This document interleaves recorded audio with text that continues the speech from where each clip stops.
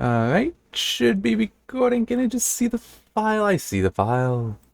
As it says up there, we're going to be going through the frame time statistics and graphs that I have for The Witcher 3, the next gen update version 4.03. Also have 4.01 data, not going to look at that for now. And right now we're going to focus on the data I collected across these GPUs, which, see the list here. Vega 64, GTX 770, because yes, I still have one and it works, so why not? GTX 980, 1070, 1080, 2016, 2080. Right now, we're just looking at the high data because I have that across all of them. Yes, I did subject the 770 to trying to play The Witcher 3 at its high preset. As I said, it works. Why not collect the data? Anyway. I guess also brief explanation that I use 5-minute long runs in 3 different locations. Oxenfurt, Novigrad, and Skellige. And I did also collect with DirectX 12 and DirectX 11, which, as you can already see here, there's quite a difference. And we can add in some stuff here. So there's the median, and nope, this side, sorry. The data itself is actually frame time, not frame rate. So if you're looking for the 1% lows or 0.1% lows, that's the 99.9% highs. Anyway, so yeah, let's start looking over this, and a lot of it is not too surprising in here. I'm actually going to simplify it a little bit. There. Yeah, fortunately I did an overhaul to how this thing works, so it's a lot faster doing that. So okay, what I've just done is now, instead of it being the 3 runs, 3 different locations that the data is separated into, now it's just like as though I did a single 15-minute long run for each configuration here. And immediately you can probably see some stuff that is actually very important, I believe. So if we look just at the Vega 64, I'm not going to filter it down, but if we look just at these, you do see a mean of 92 FPS with DirectX 11, but only 68 with DirectX 12. And the median is not far off. And also you'll see that the 1% and 0.1% lows for frame rate were also elevated, were also lifted up. Not as big a difference as the mean and median. We'll get into some of that later, but it did definitely improve. Same is true for the 770, although the 0.1% lows are still really bad, which isn't too surprising. But we did go from 15 to 30 FPS, just by going from DirectX 12 to 11. Not too surprising, DirectX 12 was not a thing. I could believe it wasn't really on drawing boards at the time the 770 was designed and came out. Although it is only about 3 years, I think it is, older than the game. The 980 also saw almost a doubling of performance from 12 to 11, 1070 again, 1080 again.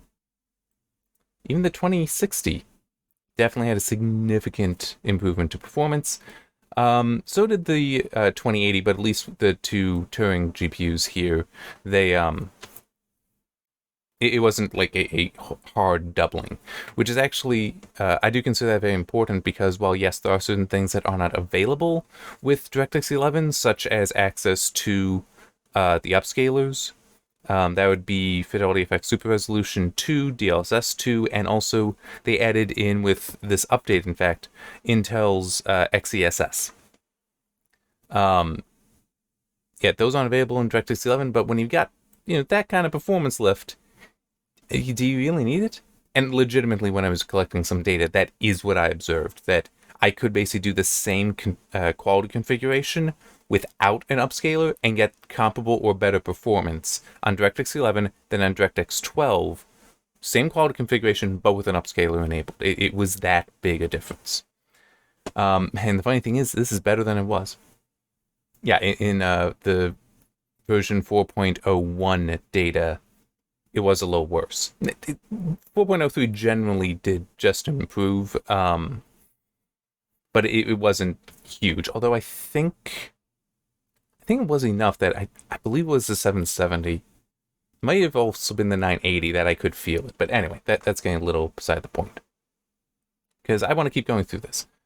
All right, so if we look at the FPS table here and come back here, we'll also turn on 30 FPS. So what this tells us, like right here, is that 0.09% of the data for this 15-minute long run, essentially, the 3 5-minute long runs, only 0.09% was below 60 FPS, and 0.03% was below 30 FPS for the Vega 64. And that's with DirectX 11. With DirectX 12, a little worse at 60, a little bit better at 30, but when you at that small a percentage, you're probably not going to tell. And actually, I could even see the 2.86. Most people are not noticing that. Nothing too surprising with the GTX 770. It cannot handle even 30 FPS at the high preset on DirectX 12, but it was beating 30 FPS most of the time with DirectX 11. Still, if you've got a GTX 770, you should upgrade. There's a lot that is going to beat that. Yeah. But you can also turn down the settings. I'm pretty sure I got it kind of reasonable. I don't quite remember, and that's not, I'm not going to cover that in this video. I can, though, actually, it's over here. So yeah, with the 770 and DirectX 11, it's basically everything down to low. I'd left medium, quality and texture. You can't, no, you can turn off SSAO, I think. I don't remember, and unfortunately this isn't the table that would tell me.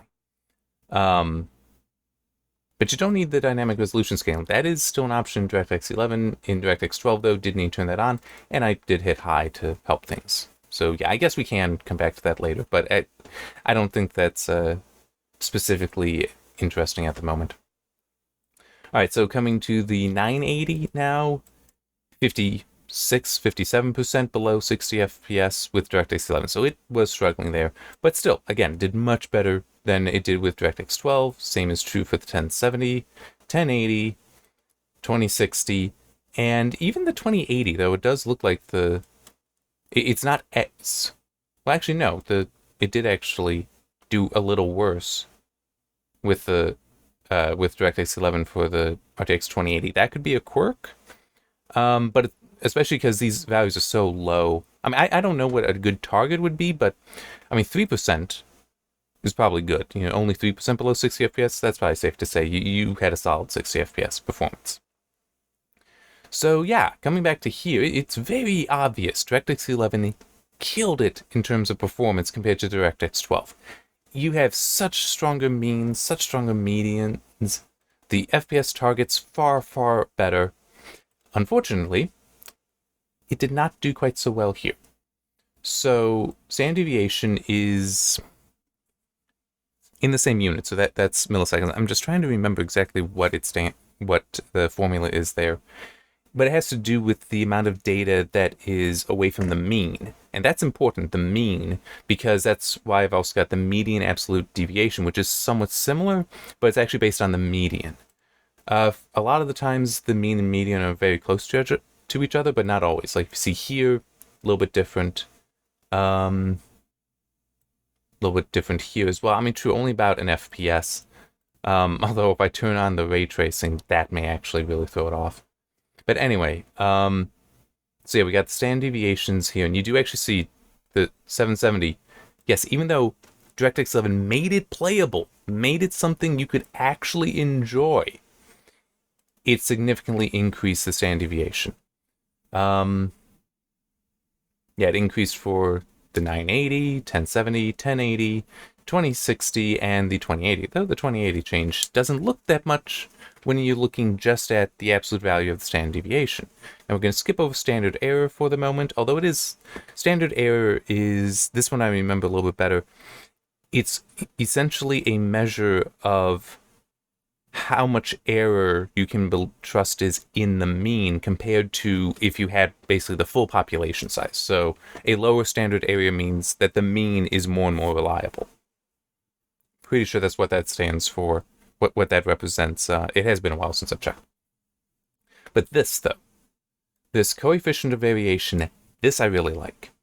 Because, as I have written right here, ratio of standard deviation to mean as a percentage. What that means is that when the mean changes substantially, because the standard deviation might not then, but the meaning of the standard deviation changes. So like here, it's 1.24 and 1.12. But if you look over here, because the mean changed so much, it actually was a swing of about 4%. I mean, here, it's only 3 milliseconds, roughly, 3.5, but it tripled in the coefficient of variation. 980 even worse. 1070 was bad. I mean, it's all of them show a pretty hefty increase, except for the Vega 64. Because I mean, it's like even here, doubling, tripling, roughly. Again, actually a little bit more than tripling. I mean, it's pretty extreme. Yeah, the Vega 64, when we get to the graphs, is very interesting because for whatever reason, it was the most stable. Like if we come back here, actually this isn't going to be that useful. Oh wait, yeah, that one. Here, I'll turn those off. So yeah, if you look like, I mean, look at this here. Yeah, that's actually probably kind of absurd. Let's look at in frame time. So 6.51 to 16 or 11 to 18 versus 3 to 113. Now true, 770, let's ignore that. In fact, I'll even turn it off for now. So it's just not being shown. But the 980, 2 to 72, 26 to 41. That's a much worse range. If we come down here to the 2060, which is at least the same performance class as the Vega 64, as are the 1070 and 1080, you look, the ranges are a lot worse than the Vega 64, between the 0.1% and 99.9%, sorry. Now we're looking at the 1% to 99%, and again, it's Vega 64, for whatever reason, was a lot more stable. Even the 2080 is not as stable as the Vega 64s. Look at that, because that's 13%, which the highest of the COVs for Vega 64 is only 11. For whatever reason, it's... I'm glad it works. I'm glad I have that. Because it's findings like this that are so interesting. Because it is also... And I've seen other games too, where it competes with the 2080 a lot better than you'd think. Oh, and I should also show the system specs here. 5800X3D with... Because I do have an MSI motherboard. Combo strike at level 3, so that it is like curve optimizer is my understanding. And this is stable, so it just allows it to stay at higher clocks for longer. 32 gig of memory at 3600, all that. Just trying to remember if there was anything else that I meant to mention. It's been a kind of long day for me, and I don't have a script. Sorry. I do know that there are certain things I wanted to point out, but oh yes, that was it. That was one thing. It isn't listed on system specs. I only have 1080p class, 1920 by 1080 class displays. So that's what all this data is at. So perhaps that is somewhere where the 2080 and Vega 64 would really start to differentiate. And I could believe that the 2080, when it came out, was at least a 4K punching card. Vega 64 was just a 1440p card. So the 2080 should outperform it, but I have seen instances where they're much more at parity, and also this instance where Vega 64 was more stable. So yeah, there are some weird things that can happen there because of different architectures. Alright, so now let's look at the graphs, where this is basically a graph of the table we were just seeing. We've got the height of the bars on the means, the box plots where we do see the median. Yeah, I'll just zoom in on this one. Here we go. Center bar is the median. The top of the box and the bottom of the box are the 1% and 99%, and then the tails go out, or whiskers go out to the 0.1% and 99.9%. And it's actually fairly interesting. Yeah, this is DirectX 12, because you can see that 2060 is averaging at that 60 FPS. 2080 and Vega 64 are the only ones to beat it. But that's with DirectX 12. Move it over to 11. And now it's the 1070 that's only just matching 60 FPS. Everything else, that and above, are beating it. And if you look, also the median is quite different. Did I notice that on the other page?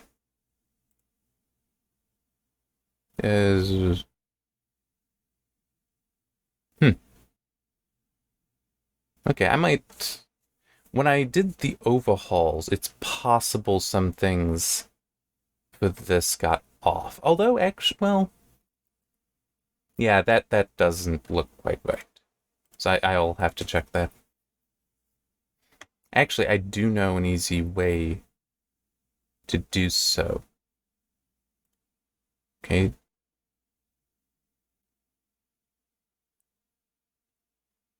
Yeah, I think I know what's going on. Let me just pause this recording and check.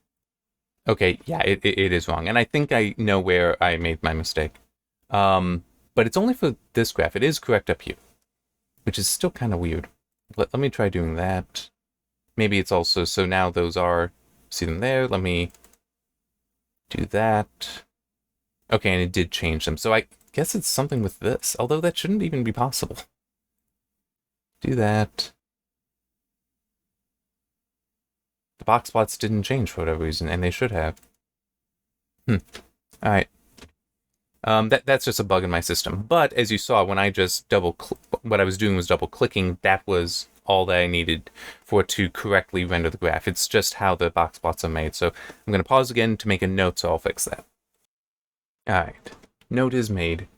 But yeah, it's, and we do also see here though with DirectX 11 how much the variability really is huge, even compared to DirectX 12. But performance was far better, so it is one of those, which is it that you want to go with? Do you want the better performance, or do you want the stability? Personally, I would say the performance, and I got a reason for that. I'm not going to redraw the graph. I could, but I don't want to. There.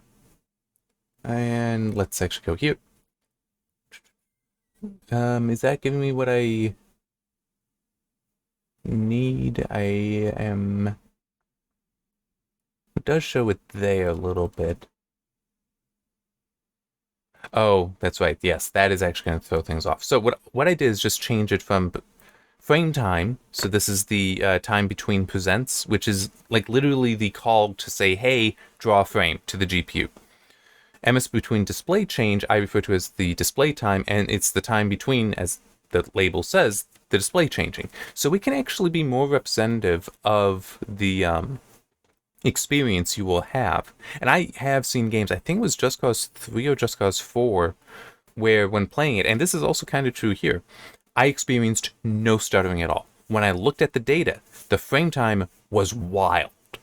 But when I looked at display time, it was much smoother and really was representative of what I experienced. So, looking at it here, although we do see, well, yeah, that's...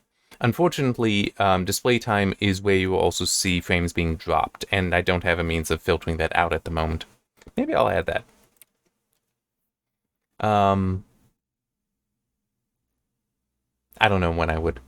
Although here, I think this might actually be the table I want.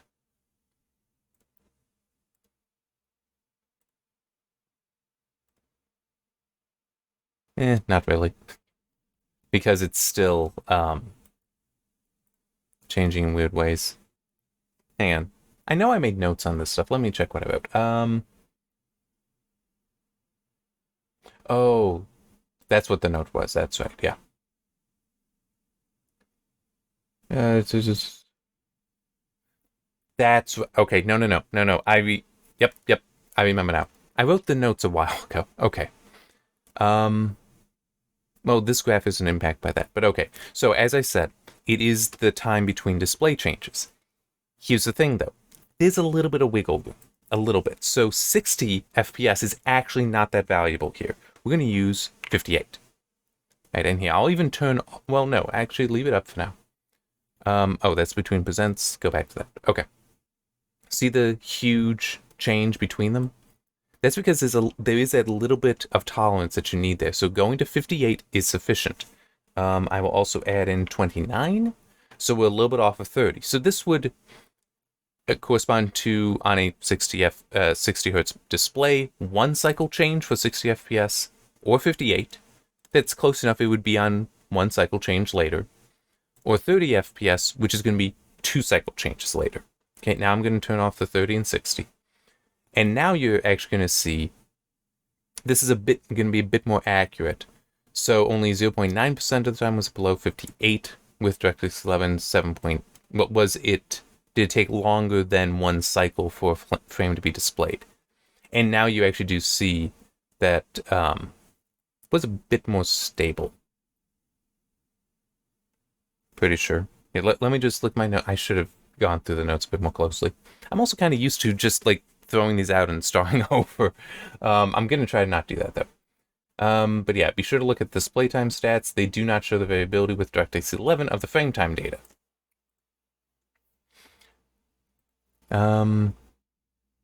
Although, yeah, it's 0 here. I'll go back to milliseconds.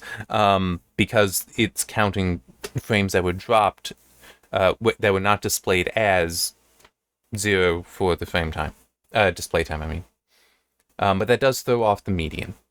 Now, unfortunately, it takes a while to render the graphs, so I'm just going to put this back, also set those back if I open up that table. But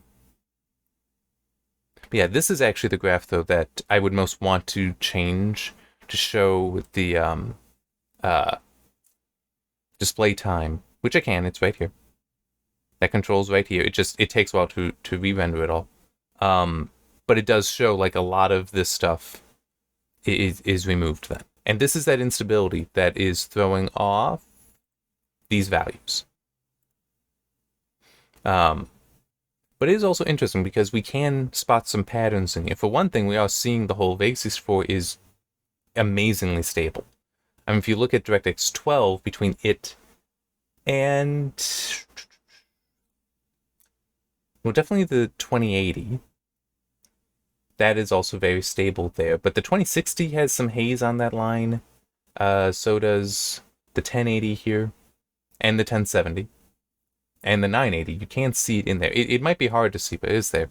But with DirectX 11, you see basically identical stability. Some, like right here, we do see some weirdness. And that's going to give us this. So this graph is not quite one-to-one the same as these. These use points that are mostly transparent. That's why there's... well, I do mostly transparent like this because it makes it easy to tell the density, which when you're zoomed out like this is very valuable. But when you zoom in like this is actually a step graph. So yeah, let me try to cut this down a little bit.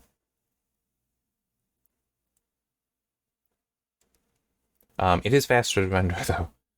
But you can see it's actually horizontal and vertical movements. And yes, this would be a stutter that you would probably feel, unless if you looked at display time, maybe it might not be there. And actually,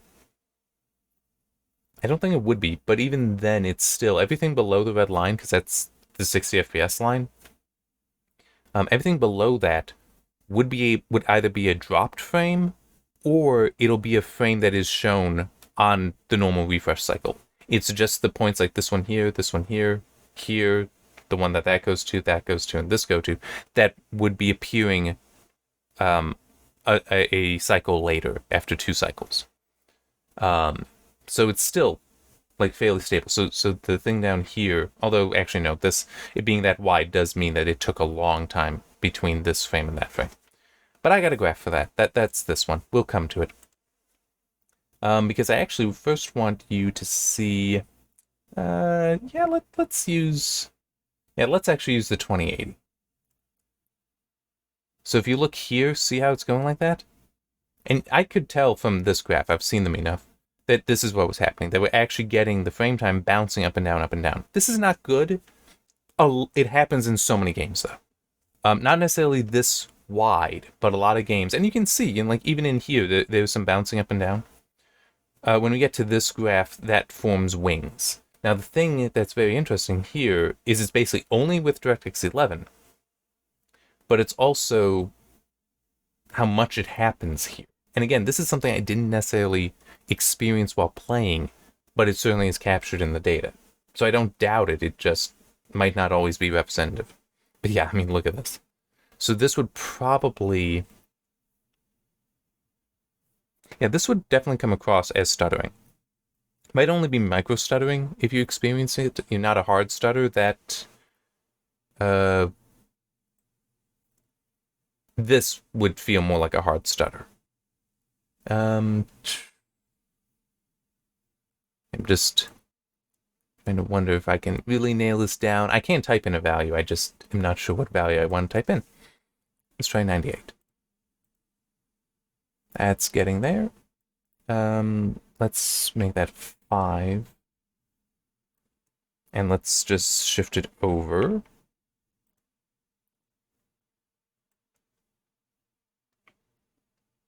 Let's do like that. Okay. So this, because that is a long time before the next. So, okay. I'm just trying to remember the order. I think it's horizontal, then vertical. So that means that we had a frame here that actually took a long time to render. That's why we got then a very tall line here. It's actually going off. So this is actually where the stutter is in this section. Then a very short frame, which is why we now have a point down here. But then again, the long one takes us up here. But then falls back down, short, still short, longer, but it's, coming back under control, and then we got that. So this actually you would probably feel. Yeah. I mean, just you would probably actually feel that and this. Because that is so long that you would be on a single frame. Now, is that something we also see on the other GPUs? It doesn't quite... Well, here in the 2060, actually, those you'd potentially feel. And also the repetition here would not be good. But DirectX 12, yeah, we do have these changes here. Now, true, this is the fact that it's crossing, on the longer side of 60 FPS, so lower performance. That's not good. But you see these changes here, those are much smoother. You probably wouldn't notice those. Even these right here, where there's this kind of spikiness, you probably wouldn't notice that too much. But these more extreme ones, you might. But it is, as I was saying, when I was looking at the display time data, this stuff doesn't really show in that. So maybe at the end, if I remember, I'll come back and we can look at this graph. All right, next up is the frequency graph, which this is just a distribution. So here, we'll look at this one. So this is just the distribution of the data. I use a bin width of 0.3, and I'm trying to remember, no, I don't have that set up as something you can change here. So 0.3 milliseconds is the width of a single bin, and it's just, okay, how many were in there? So like here is kind of 60. But you can see the 770 here, unsurprisingly, it is very wide. It was not stable and not very tall. But if we look at, this is going to be the best way to do it. So this is the same configuration, but with the Vega 64, you see it's much, much more consistent and a hell of a lot taller too. Look at that, 500. But we do also see, and you can make it out here somewhat, a lot of points right here. So we actually have about, well, here, that's 1.19, now 1.2. Yeah, I really over-engineered this thing when I made it. But yeah, that instability, though, it isn't very good. And, if I went back to the table and, typed in 60 FPS, hang on, this is Novigrad DirectX 11. So here, we'll just get the exact thing. Turn that back on. Novigrad DirectX 11, I need to look at the right table. 0.12 is actually how much is below. So yeah, I got that basically dead on. Yeah, so that's not too good. But we go to DirectX 12, and you see it is more stable. Like that's, look at that, that's very little, but it is the performance itself shifted lower. So let's... Okay, so about there. So it's about the same when you are at about 57, 58 FPS. That you then have the same percentage. But still, that was quite a shift. And that is something that's nice with having the plots shown this way. How much of a shift. I mean, look at here. Look here with the 1080, how much that shifted. But we're also seeing something else. Which of these... Actually, let's use the 2080. So you see this, where we now have a second mode. So this is a mode because the mode is the most common value in a distribution, right? Well, you can have data where there's multiple. So that there's the primary node here, but there's like a secondary and even tertiary. I'm just going to treat this as one, though. And it's got about 9% of the data in it, which isn't necessarily a lot, but it is interesting that it's there. Oh, and we actually have another mode down here. That's only about 2% of the data, less. But yeah. Now this makes some sense because Skellige is the one where I do some combat, and the combat was against flying enemies. So there were times I was looking up, and that would allow the frame time to shorten because skies are generally easier to render. But come back to the VEG64, and yeah, it's there, but it's a hell of a lot smaller. That mode, and it's much closer to the other. So again, we have that weird anomaly of Vega 64 being more stable for whatever reason. Just a moment. I'm going to pause the recording, but I need to get a drink of water. Yeah, so it is definitely... We are still seeing that old DirectX 11 better performance, significantly better performance, but we are showing less stability. Now, this next graph is still... it is very strongly related to this graph, because they both show the distribution of the data, but in very different ways. This is just how much occurs at any value. This, however, is a quantile graph. What that means is it's actually all the data is sorted. So it's like you took all these points and you just sorted them from least to greatest, and then you put it the x-axis that's actually supposed to be z-scores, so standard deviations, but I converted it so it actually shows in percentiles, which is nonlinear. Here, let's look at this one. Okay, so this is with DirectX 11, and you can see how the points, the distance between them lessens as you get closer to the center, and then they start stretching out again. Sorry. Now I also have these green lines, these green dotted lines, which are just, they connect from the 1% to 99%. And it's really just there as a reference to see how much the data may deviate from that theoretical. Because if we come over, what'll be a nice one? I think that, let's do the 980. I think the 1070 would be nicer, but I don't need to be nice to these GPUs. But you see here how it's really, really bad because we got this turn very much in here. Now these I count these points out here definitely as outliers. And I will refer to the, sometimes when I talk about this stuff as a turn towards the outliers. And you see that in all of these. It is very uncommon, but it does happen. I have seen that once or twice. Actually, right here, look at this. How the data basically doesn't make a turn. This is incredible stability, really. The data doesn't really turn much towards outliers. It does, a little bit of a turn, and this is definitely an extreme down here. But it is quite common to see, actually either of the Novigrad here, where there is something of a turn there, but it's not that bad. And remember, this is 5 minutes worth of data, so there's definitely going to be outliers in that, but the bulk of the data is what matters, and that's why this theoretical line here, so you can see, it's only from 1 to 9 to 99, but a lot of this data is right on the line. So we're talking better than 98%, because from 1 to 99 is 98%, but better than that is along the same line. So it's quite a lot of stability there. Except DirectX 11, for whatever reason, the turn towards the outliers happens much closer to the center of the data. It happens within the bulk of the data. So I don't have it set up on that one, but I have it set up here. Let's about like this. Okay. One more. There we go. So it's actually 86% roughly of the data here was stable with DirectX 11. That's not good. Especially when you consider that just with DirectX 12, you're talking better than center 98%. Okay, so it's like, yes, we do have stability here, but for whatever reason, the turn towards outliers happen much, much sooner. But it is, if I dropped this down to be from about 2, oh wait, no, not that value, this way, from about 10 to 97%, so 11 to 97%, that would cover this. And the green line then would be from, here to there. So it would look a lot better. Now, true. Technically, a lot of people would probably say, yeah, I don't care about outliers on the left side at lower frame times. A lot of people would say that because that's higher performance. This is what you want. How's it a problem if you get more of that?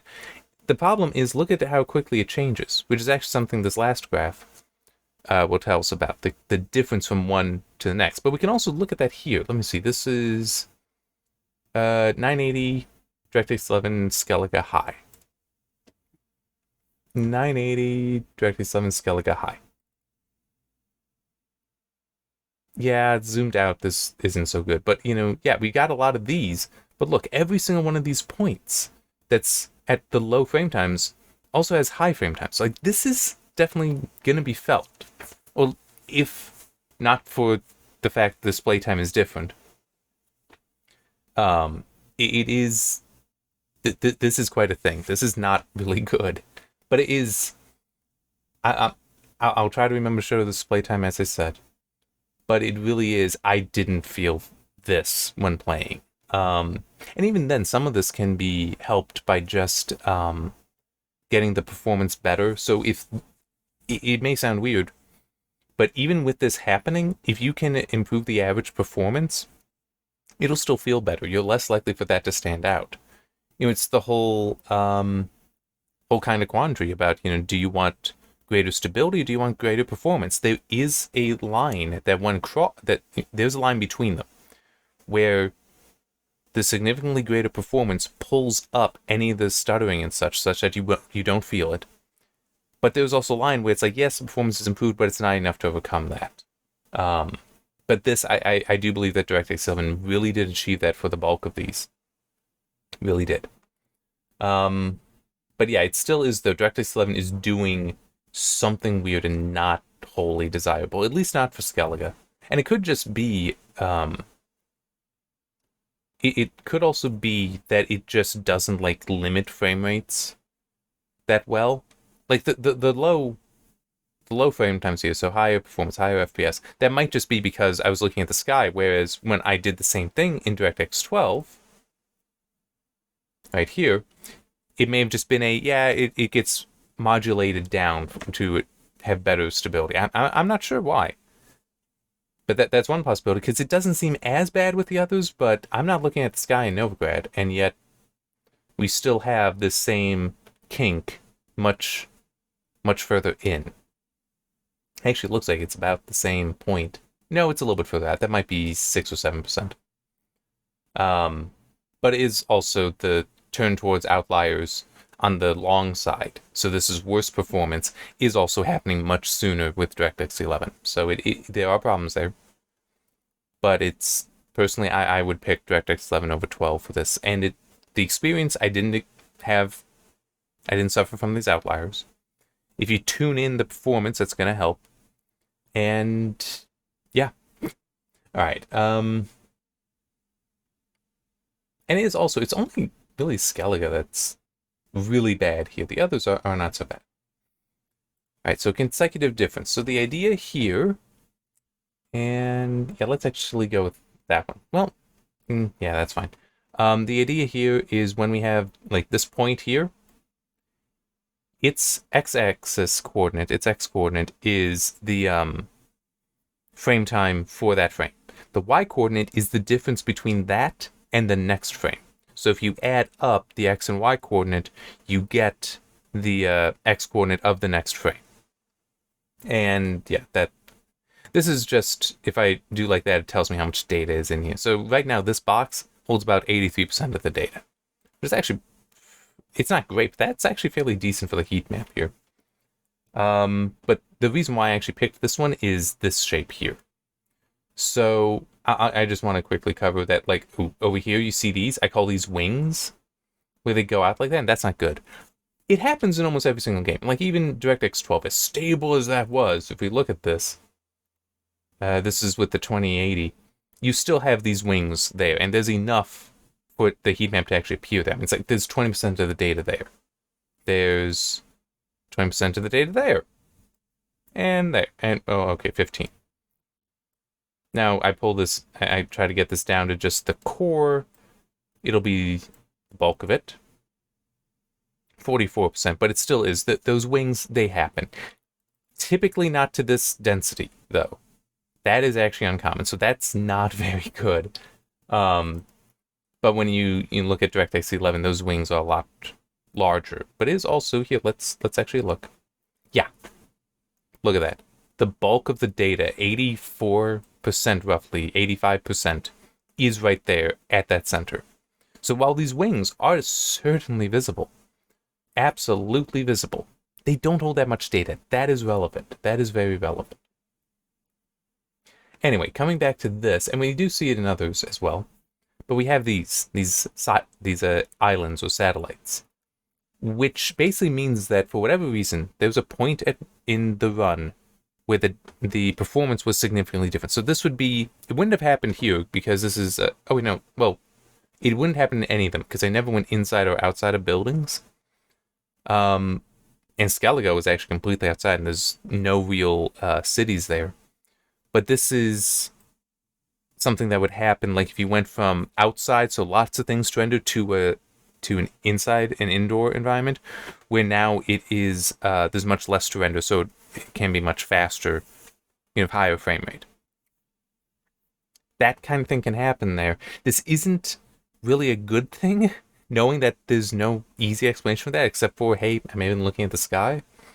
But yeah, it's that is still a kind of instability that isn't really that great to see, especially since it does have some of the heat map there, but it still is, the bulk of the data is around the core heat map in the main blob, so that's good. It's still just that 10% being off like that isn't that great.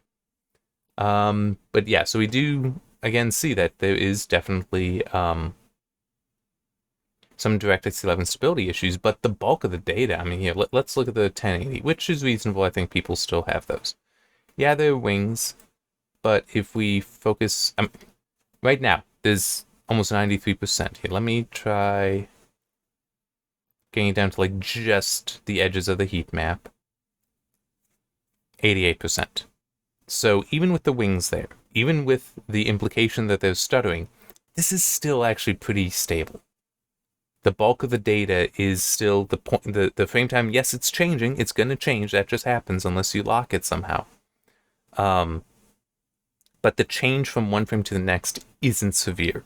The reason I include this graph is because I think the best definition, the only definition I can think of that's valid and sensible for stutter, is a sudden significant change in the frame time. What we're seeing here is better than 87%, about 88% of the time. That is not happening. We are not undergoing a sudden significant change. So, while yes, there is instability, the bulk of the data is pretty stable there, at least for 1080 DirectX 11 at the high preset. All right, let's come back to here. Do that. Oh, I didn't remember that. Well, yeah, I guess it makes sense. I didn't remember that I do have this set to just immediately trigger the redrawing of the graphs, which are going to be a little weird because of the frames dropping. Yeah, see how many are going to 0? That's because so many frames are dropped. But it is still, it's not terrible. And excuse me. It's also, and this actually shows one thing that is interesting as a difference between 12 and 11. I collected data in borderless window. I did that for two reasons. One was initially when I was collecting data with version 4.01, when I was doing that, I just forgot. But it's also handy because if the game crashes, being able to alt-tab out of something really helps. And 4.01 definitely did crash a fair amount for me. 4.03, very stable though. I think it may have crashed once or twice in collecting all of the data, of which there was a lot. There was a lot. Yeah. But still, so this was all in a window, not exclusive full screen. But if you look at DirectX 12, Vegas64 does have frame dropping. Does undergo some frame drops, because see that there. But everything else is basically variable. But you look at the DirectX 11, and you see it's basically falling on 1, 2, 3, 4, and also 0 for frame drops. So with that, it looks like the means are not, the mean doesn't have to fall on a point in the data. The median basically does. Unless, it's an odd number, and then it's the mean between the two values, but it's we can trust here that that's not really the case, or it's like, yeah, it's the mean between 16.7 and 16.7, which is 16.7. Anyway, so we do actually have, though, with DirectX 11, when at least in a window, probably isn't the case with exclusive full screen, it is actually trying to still time itself to send the display updates in sync with the monitor. This might be because the desktop window manager could be engaged, and that does have double buffering. Just Microsoft set it up so that does enforce double buffering. It can be turned off. That is an option that developers can do. And I know I encountered one game that definitely did it. It looks like this one actually is as well, based on what we're seeing in the DirectX 12 data. But they don't have it set to do that in DirectX 11. A little bit of a shame, but that's probably what's happening there. Now, if we look at the course graph, which is going to take a bit to render, we will actually see a lot of that where it is a lot of data at zeros, and then a lot on the red line, and then some longer. Yeah, I'm just going to pause the recording because, as I said, it's going to take a while to render. All right, it finished rendering, and I actually had to render out frequency, quantile, and the consecutive difference, which, by the way, I'm going to keep the label consecutive difference because that's specifically what it's doing. But I have since learned that it would be considered a lag graph. Technically, I have things a little different from that. Just like lag graphs I was seeing had the difference on the on the x-axis instead of the y-axis. I've got it flipped. That's not a significant enough difference to be like, hey, it needs a new name. It's just, I didn't know that was the name, and I think consecutive difference, because it's accurately describing it, is best to just leave it as that. Because, I have a math degree, not in stats. I did no stats in college or high school, but I had no idea what a lag graph was. I've been using these things for so long that I think consecutive difference is just going to be clearer for a lot of people. Anyway, as we can see here, we have what I was talking about. With it, there's a lot of yeah, that's not super helpful there. Where you do have basically it all falling on the one refresh cycle, because the average performance for the VEG 64 was beating 60 FPS, and then a lot that were dropping. And so we've got, it's not included on that, but we do have the blue trend line, and you can see that's kind of following what the average would be, the rolling average here, that it is beating that 60 FPS, because more are on the line than are not, than were dropped, but it is, that's kind of how it's working. It's almost like a PWM signal in a way. Now this is interesting though. Oh yeah, I keep forgetting. But if you look here, so this is with DirectX 12, so we don't have that where it follows the refresh cycles strongly. But you do see it seems to have, a core in here that's like the frame time data, where it just is where it is. But a lot of these jumps then, this instability, where it has a dropped frame and then a really long frame. Dropped frame, long frame, dropped frame, long frame, and just goes back and forth like that. That is almost certainly what is actually causing some of the instability. And the fact that, we're constantly having dropped frames with DirectX 11 is certainly also making some of the stats look less stable. But it is also, look at this. Being on the red line is where you want it to be. So yeah, is this technically unstable? Yeah, but this is matching 60 FPS. That's what the display does. So you're not going to feel any difference here. Oh, actually, one thing I can also point out here. Tighten that down some. See how there's a little bit that goes up above the red line? That's why I did the 58 and 29. Because there is that ability for it to be a little bit off from the, theoretical 16.67 millisecond long refresh time. But yeah, so it is, just we look at these and you really can see that, well, yes, DirectX 12 definitely does enjoy some stability here. If this is Novigrad, if we do that though, look, we went from in here from not beating 60 FPS at all to now the instability being because it's at 60 FPS or it's dropping frames, except for 2 spots where it took 2 refresh cycles before a frame was displayed. This is going to feel much smoother. Like, if anything, you would just want to turn VSync on here so that it's actually going to be targeting a little bit better.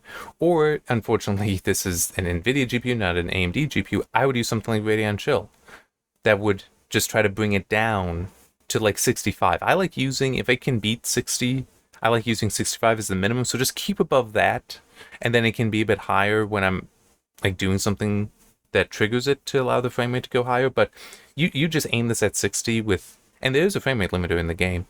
It's not arbitrary. It has set values, but it is still just, this is actually, yes, it's technically unstable with display time, but because of the frame drops. But if I filtered those out, this would be incredibly stable. I just don't have the means of filtering it out in here, and I don't think I want to add that. That's a nice layer of complexity, but it's one, well, it would be useful information, but if you don't know the implications of that, and I could forget that, I could forget the implications, you would risk really screwing it all up. So I'm not gonna add that feature, even though I, in theory, can.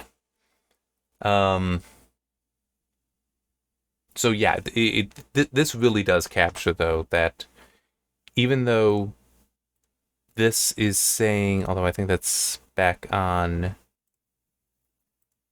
yeah, there, and we'll simplify it down. Even though it is showing greater instability, it is very much being thrown off because of the dropped frames. If not for the dropped frames, the stability would be phenomenal with DirectX 11. So that this is the whole, this is, display time is more representative of what you will experience than frame time.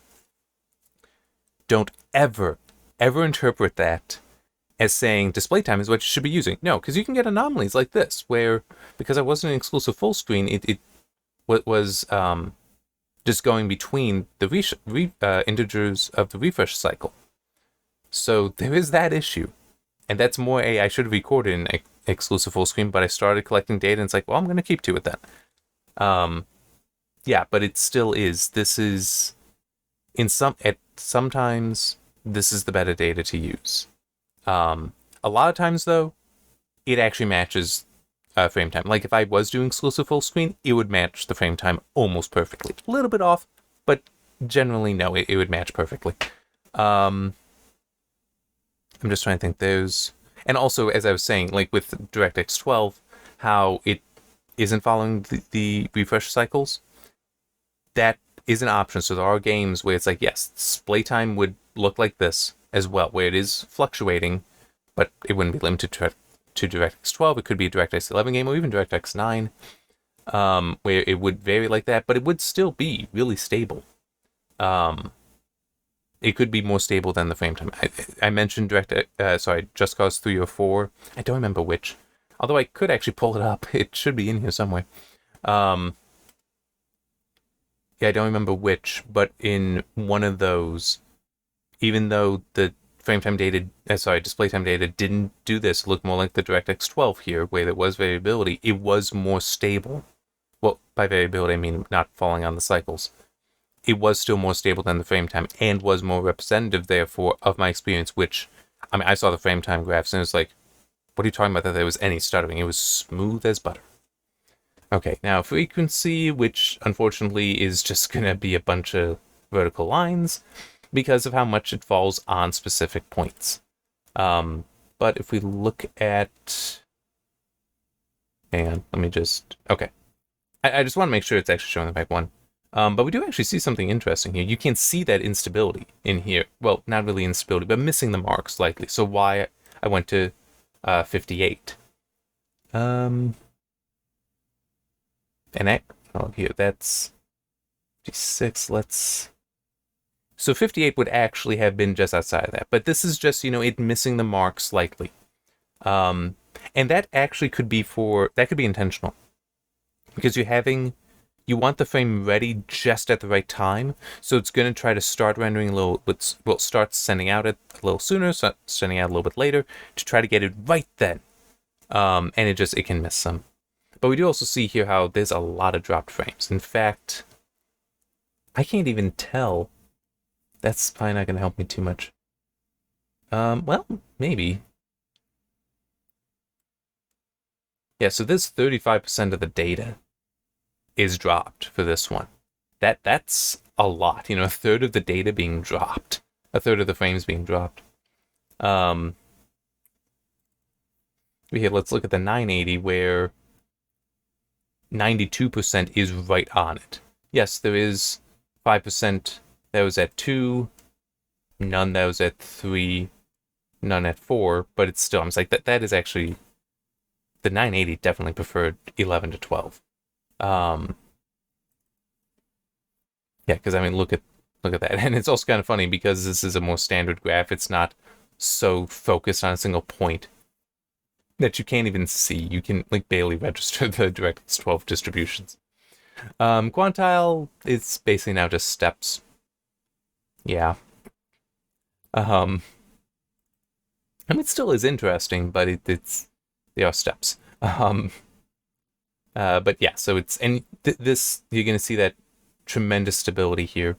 And it just kind of put the outliers in context as well. But yeah, it's not, these graphs are not so useful because of that, how it's being shown there, but it's still, it is giving us some stuff. And it's really letting you see how much. So here, let me do that. Yeah, 65% of the data roughly is right there. 65% was hitting the one refresh cycle, which is good. You want to see that. Yeah. And then lag graphs look like this way again. It's a bunch of points. But it's also really, yeah, I'm going to turn off the heat map. Here, go back to the VIG 64. So you do see, it's like, this is, the frames are being shown one after another. No funny business there. So this is just here. So this would be perfect stability. This would be somewhat unstable because the next frame was dropped, although so long as it gets the one after that in time to appear, so it's, 65% of the data is at the one refresh cycle. I have that here, but let's also look here. So this is, oh wow, that's actually, even though I can see the point on the graph there, it's technically still just 0, where the next one didn't, next one took longer. Yeah, and it goes down here then. What is this? Oh, okay. That was like some artifacting from the brush. So we had one frame that took 2 cycles to be shown, so 30 FPS. But it's also down here, so it actually would have then gone back to here, into this realm. But yeah, so it just goes like that, and it's coming back to the whole here. I mean, it's, you want the data to either be on the red line or dropped, because that means that it's like, hey, I got the next frame ready, drop that one with showing the next one. So it's better than 60 FPS performance is what that is telling us. But it's also, like having those fine dots is good. The whole there being data out here isn't so good. Oh, wow. Yeah, actually, how much did the 2080 actually dropped more frames than it displayed?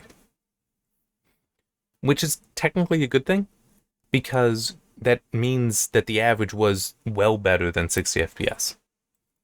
But, oh wow. That's actually super interesting. So, the 60 FPS frames, where it's like the next frame was also displayed at that, 0.08% of the data. But 44% of the data, it was shown one refresh on the one refresh cycle at perfect time, but the next frame was dropped. Yeah, so the 2080, it's still pretty powerful. Yes, there are plenty of GPUs more powerful than today, but I mean it's not. Well, maybe it has become less powerful over time, but I'm just gonna say no, it hasn't. This isn't Apple making them; it's Nvidia. There's a reference to the battery What was the name of that scandal for Apple with the battery, where they actually were doing things that were reducing battery life for older models? But anyway, it is still a very powerful GPU. It is the most powerful of what I got. But is Vega 64 was still like doing pretty decent. Definitely more stable than the three actual rivals to it, the 1070, 1080, and 2060. All right, that can basically finish this. By the way, this I don't want to have to wait for it to render, especially since it wouldn't be useful for the display time. But the consecutive difference percentage, it just changes the y-axis. In case you were wondering what that one would be, changes the y-axis to be a percentage. The reason I did that is because in theory, the change a change of say 2 milliseconds is going to matter more here when you're already at low frame times than over here where you're at longer frame times. That's the idea there. Probably some other design might be better, something that is more non-linear than just percentages, but it works. It's what I got. All right, so yeah, I think that does cover that. Oop, that's not. Yeah, I ended on the course graph here. Yeah, and I will be using this tool to go through the other stuff. And you know what? Here, actually, let me do this. How do I have that for everything? Okay, I do for the most part.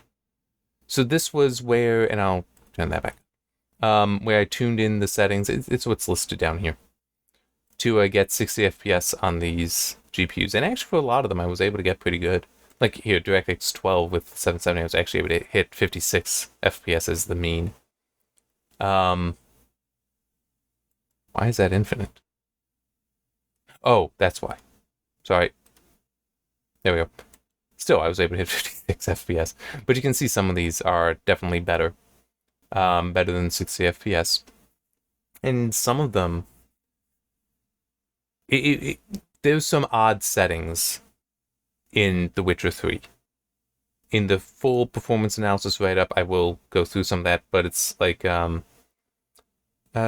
screen space reflections can introduce stutters. That's actually why like the 1070, 1080, and 2060, and the 20... Oh, that's with ray tracing on. That's actually why these are at low, and the 770 is at low, but the 980 is at high, because it can do some weird stuff. Also, foliage visibility range can do some weird stuff. So just, if you're finding it difficult to get rid of some stuttering, try turning those down. The rest you can actually keep kind of high, but try turning foliage visibility down, try turning screen space, screen space reflections. I was going to say ambient occlusion. No, ambient occlusion was fine. It was the reflections, and they do weird things.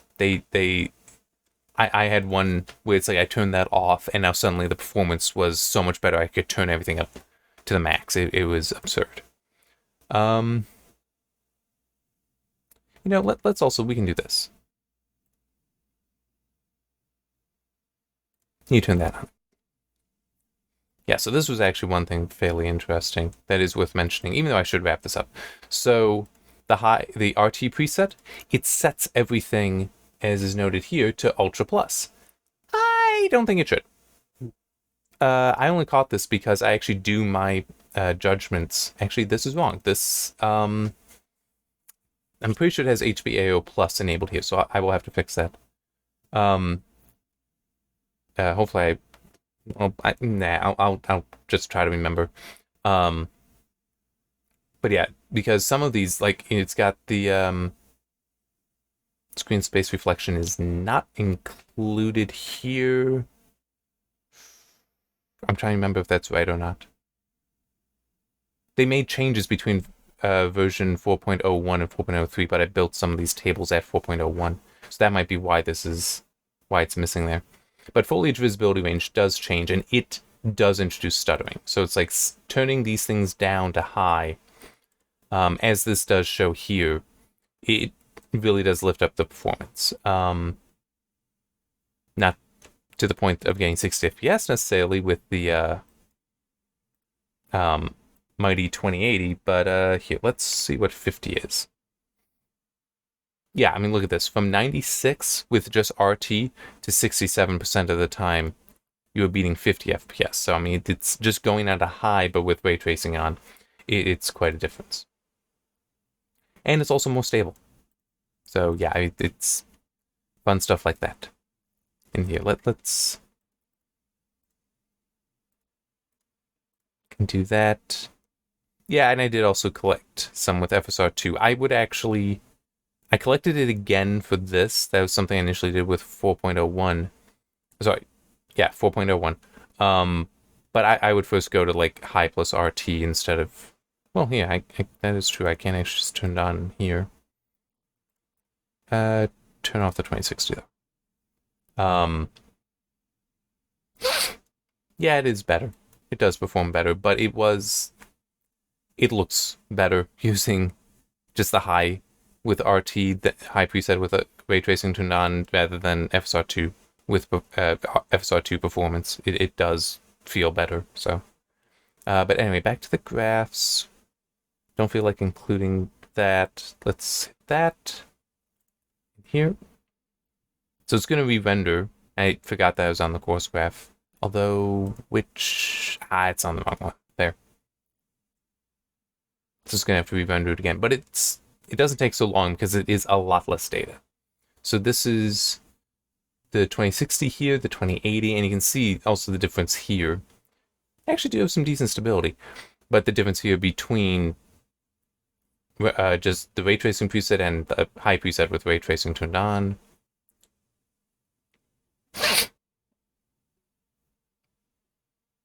Similar here, although I think if we flip this, it's going to be a bit easier. So now you can actually see across here. I'll flip the others, although I only want to go to the consecutive difference. Because this is actually where ray tracing can be the most interesting to see. Because I do so often. So not here, but a lot of the other games I've collected data in with ray tracing. The ray tracing is ungodly levels of unstable. This is actually phenomenally stable compared to that. I'm like, this isn't good.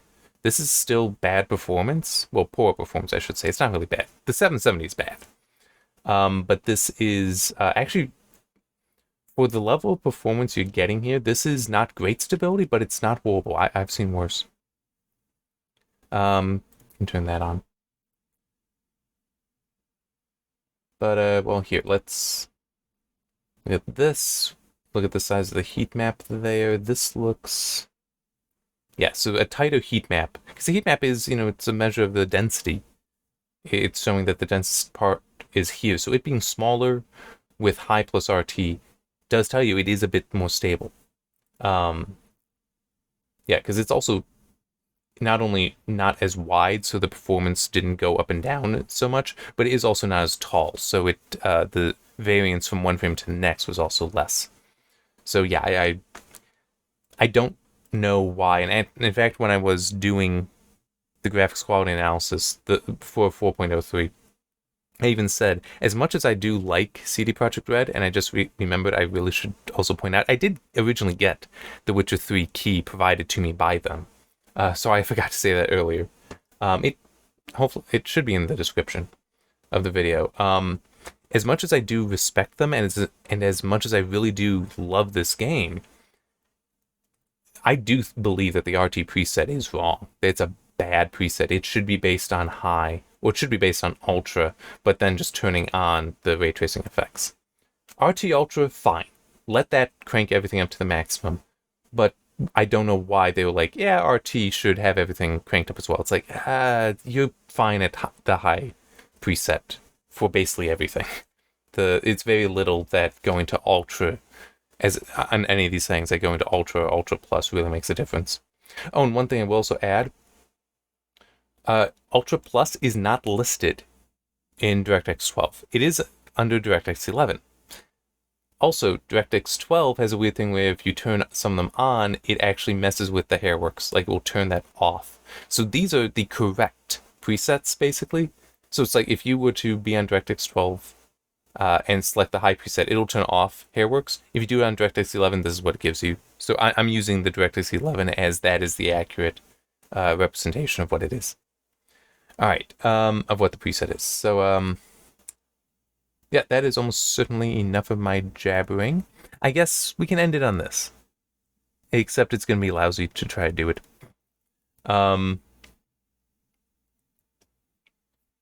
Yeah, just thinking can load up the 4.01, which it is just this, the performance did improve going to 4.03. So we're going to kind of see that here. Yeah, it's showing all the data. Let's do that. Oh, it did remember that at least. Yeah, so like we were in the 90s with Big 64 there, and the mean was beating 60 FPS, but now it's, you know, with 4.03, 4.01, it was performing a little bit worse. So they did improve things. It did improve things for both APIs even. But yeah, the performance analysis is predominantly going to be about the 4.03 data, but I do comment on the 4.01 because I have it. And for anyone wondering about why that's the case, it's because I originally collected the data with 4.01, and then it's like CD Projekt Red put something out saying, hey, we're going to release an update that's going to change performance. It's going to add this, going to add that, going to tweak this and tweak that. It's like, well, damn it. I'm not going to be able to finish the performance analysis in time. And even then, it's like, I know it's going to be out of date. I will just wait. And then 4.02 came, and it didn't work. It wouldn't launch for me properly, so then I had to wait for 4.03, which is why this is so many months after the next gen update, version 4 came out. But it is, my experience, very stable and good performance, so I can't complain. It's just one of those, why can't I get this work done, guys? Come on. And now they've, actually I haven't seen an update for this for a while, and I'm glad it's in a good place. There are some tweaks, like the whole RT preset is silly. It shouldn't be cranking everything else up so high, but it's still a good place overall. All right, that is enough of my rambling. See you next time.